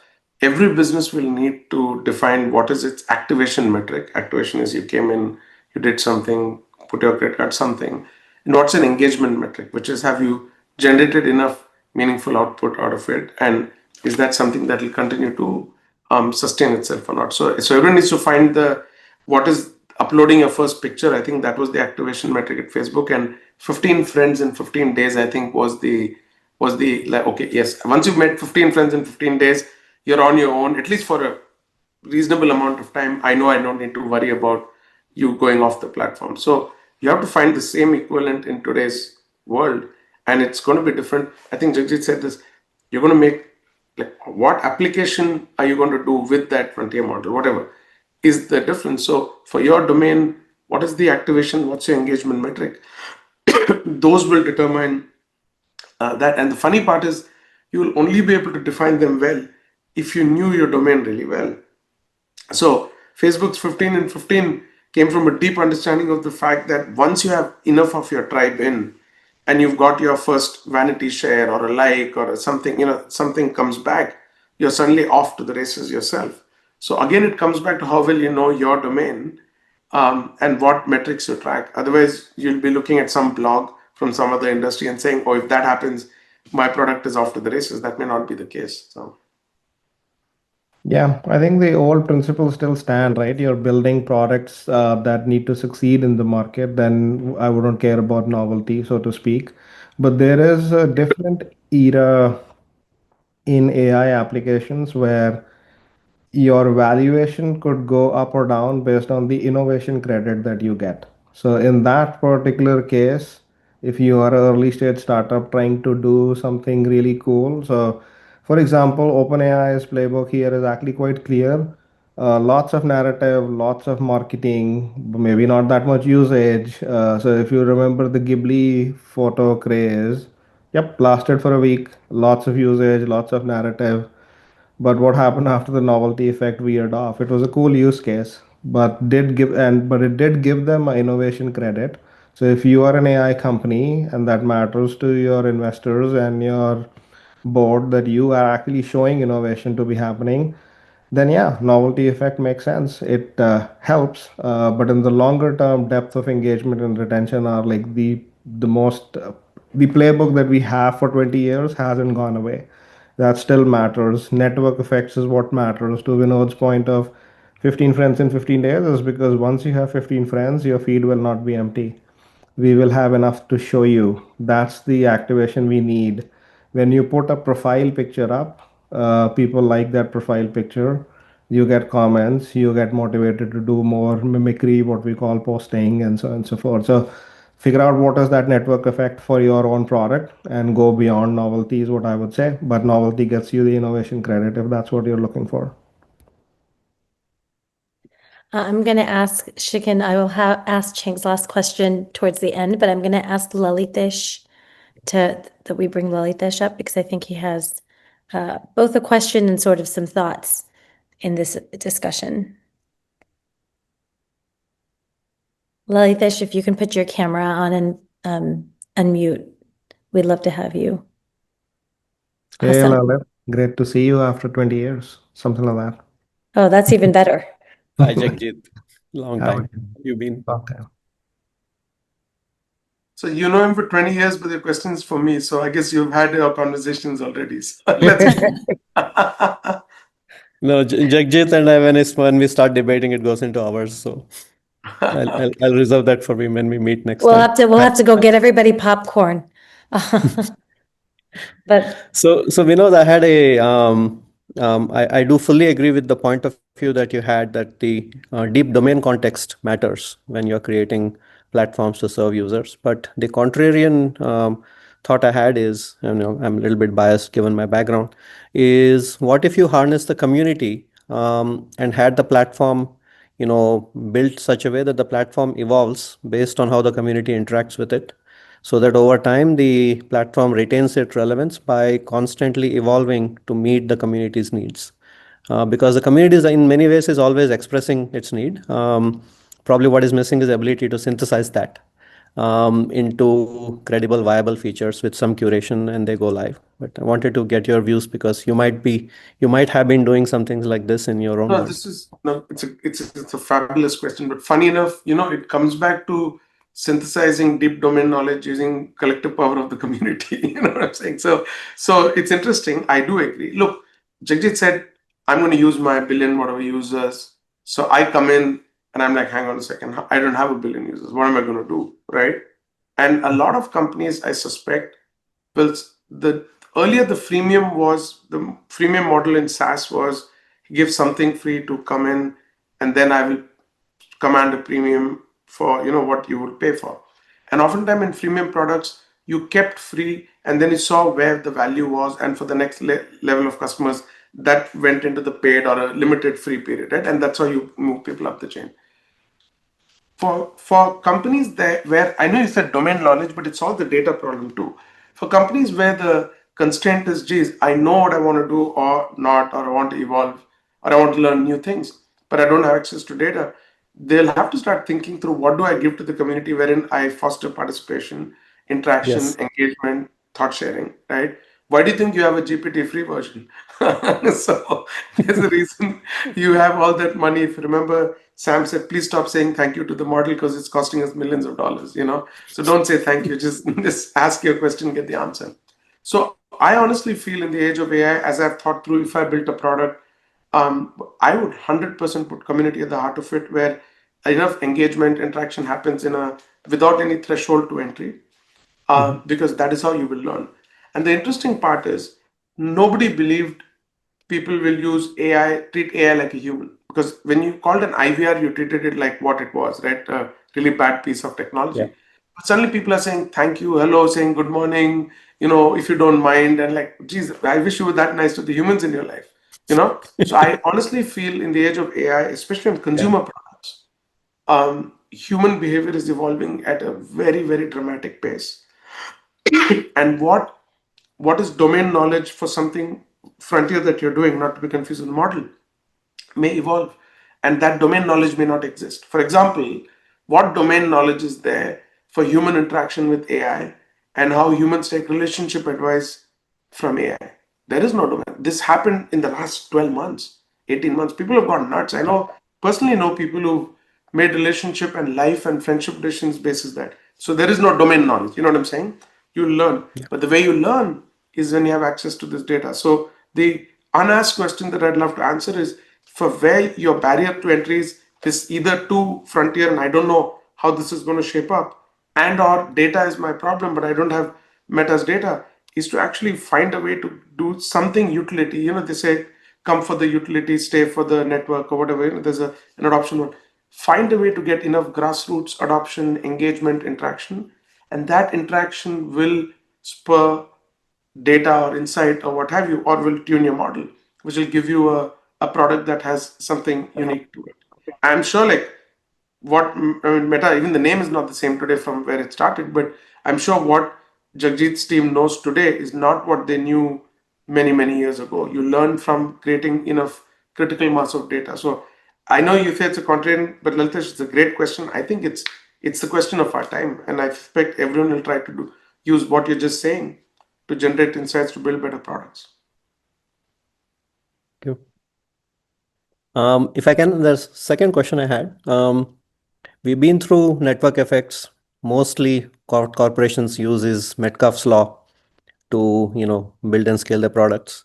When do you think we will see the first advent of Reed's law, which is true peer-to-peer with no central entity, uh, creating viable business networks and business systems? I wish I was smart enough to answer. There's a joke. Einstein used to give his theory of relativity speeches in so many places that he got bored because he's saying the same thing. And that time, thanks to the lack of social media, and everyone knew roughly what he looked like. Yeah. And his driver, it's an urban legend, but it's a half true. His driver heard it again and again. And his driver said, "It's so easy, even I can do it." So Einstein said, "Why don't we go to the next university and you give the speech?" And sure enough, he did verbatim. It was very good. Till someone asked a question, and the driver obviously didn't know the answer. He said, "This is such an easy question, even my driver can answer it." Who was Einstein. So in my case, I'm going to parry this question to Jagjit because he's evidently the smarter of the two.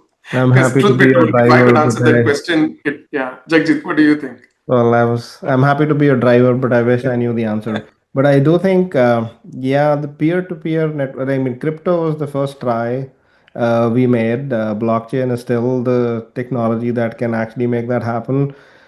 But I think the problem with and you have worked in this space, Lalit, for a really long time, and you tell me, like, is peer-to-peer trust hard to birth? Is generally my feeling, and it's hard to sustain even if you birth it. That's why a central entity is the easier one to that I mean to make Yeah. it like very very simple. We are in this age of like options, futures, derivatives, capital markets, and crypto. We have stopped bartering. Bartering was the easiest peer-to-peer payment Yeah. system we had in the past, but it does not scale because individual peer-to-peer trust is very hard to build and maintain over time. And I don't know what the solve for this is. I haven't really thought about this problem space. You are the master. Maybe you pose the question, you tell us the answer. I don't ask questions I know the answers to, but yeah. But you may have a guess. What's your guess, Lalitesh? We're going to make you a presenter for a second. Okay, wow. I think my guess is Jagjit is right. Peer-to-peer trust and trust in general in a community is hard to generate, but it's not really that hard. You can generate it.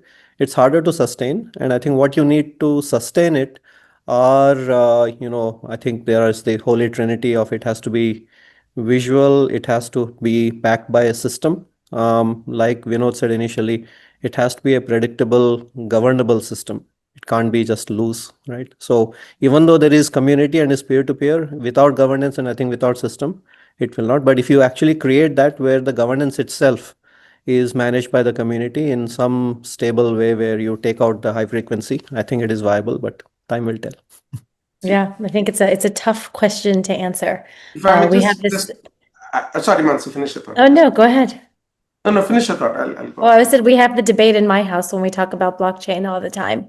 My husband is someone who's worked in fintech for a long time. So his response is always like, it's going to be when someone loses a lot of money, then they're going to want regulation and they're going to want a centralized for someone so they can get their money back. And you're going to see it become a security like everything else. So peer-to-peer only works until someone breaks the trust. And once that happens, it undoes itself. Mansi, you literally nailed it. So I wanted to opine exactly that. See, why is Llama open source? So the point is the incumbent always likes governed, regulated systems, and the disruptor always likes open systems and what have you. Until the disruptor becomes. Exactly, right? So the things with anything community-driven, distributed, peer-to-peer, what have you, is at some scale it works. Scale of people, scale of volume of transactions, value of transactions, what have you. And all it takes, all of regulation, if you look at the biggest regulations, how long did we have remove your shoes in the airport? For like a decade, more? One person. Yeah. You know what I'm saying? It took one person to get shoes to come off at the airport for like 10 years, right? And the purpose of regulation is to prevent the outlier, the edge case. And the problem for all decentralized systems, peer-to-peer, essentially is this. It takes one issue, as Mansi said, that's why she nailed it. The moment one person loses money, they're like, either the government needs to reimburse me the money or the cops need to help me. And suddenly, what does that do? It does. That is, I think, the eternal question. If someone solves for it, you'll be able to create a whole new ecosystem and economy. But I think we've had a few revs of it. Hopefully in Web 6.0 or Web 7.0, we'll solve it. But yeah, I'm honestly completely out of depth. That's why it's only very, very it's an opinion as opposed to a scientific fact. Well, I think we all are. That's why he asked the question, right? Because nobody's in their depth. Manu, you were going to chime in. I was going to say we need to have Lalitesh come over and have dinner with Vinod and Jagjit, and maybe invite me as well. That kind of peer-to-peer stuff over wine, I'm always happy to do. Yeah, and the wine can regulate. Honestly, you're welcome as well. Let's do it. Yeah, he decided to give me the last minute invite. You can let me know how it goes, or you can invite me. All right, I have one more question, and this one's for Manu. Manu, I wanted to sort of at least address this. That I was impressed, and I know all of you were probably too, that there was a segment where you heard about Ricardo around the VC matchmaking tool. But I know it's not something that stops with this tool. So Manu, sort of what's in the pipeline and what are you going to be doing with the firm before, I just want to make sure everybody on knows what you're working on, because I don't know if we captured everything. No, thank you, Mansi. I think we as venture hasn't changed in 50 years. It's been the same model. It's been a bunch of middle-aged men, doing thumbs up or thumbs down on companies, and I think it needs to sort of adapt with technology as well. So we see ourselves, or I see ourselves, as more of a tech startup that happens to invest, right? And so if you were to take that piece, how do you sort of reinvent us, before something else, sort of disrupts you, right? And so the two things, any founder, if you ask, Vinod has been a founder, Lalitesh is doing it, Jagjit has, is if you're building a company, you have your revenues are lower than your expenses, right? And so you need to bridge the gap.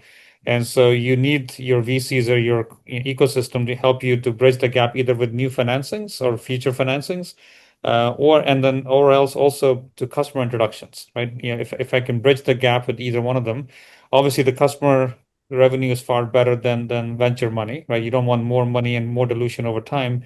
So it's a combination of those two things. So the first one, as you saw, what Ricardo actually built, and we actually spun it out as a third-party company, was to help with the VC matchmaking. It's mapped about 5,500 VCs. There'll be more people over time, and so that will just keep improving over time with the community. So it's open sourced, as Vinod was mentioning, because you need the community to sort of build this out, and it makes it cheaper and easier and more utility based across the board. The second tool is the customer matchmaking. I think so. These events that we just did and other pieces is to continue to sort of build people that can actually add value. And so most CRMs are stuck within each company, right? So if I'm selling at Lalit's company or Jagjit or somebody else, you're building the CRM for your own use case. So if I know how to sell to Microsoft or I know how to sell to Cisco, well, that intelligence is now siloed. If you could sort of share that across the board, founders and people and the investors ecosystem can actually help you build. So that's the second tool we're building. There's a few more tools that we're building to actually continue to sort of enhance and add value to the founders so that we can actually help them scale faster, right? And again, it's also me being lazy. I don't want to continue doing the same work again and again, keep introducing. So if I can build a tool and it can scale, then I don't have to do as much work and I can go, go do more investments. And I think it allows you to find people that you might not have thought of, because we're not always looking at sort of updates that are happening across profiles. So I think the way you've designed it, Manu, I think has some strong validity, at least from what we saw that you were doing with the VCs. And I think it'll do the same when you're looking at customers. I did also want to thank everyone for being on, Lalitesh for asking your questions, Jagjit and Vinod for being here. I also wanted to apologize for the technical difficulties at the beginning. We are very sorry. We are all of us were trying to work, these different time zones and make sure that it worked for everybody in Asia. And we're very sorry that we were a little bit late in starting, but we're all here now and we're glad that you joined us. Thank you. Thank you, everyone. Thank you so much, and have a good rest of the day. I guess Happy New Year in India, and or maybe it's even the day after. It's Bhai Dooj, I think. So, yeah. Thanks, folks. Thanks.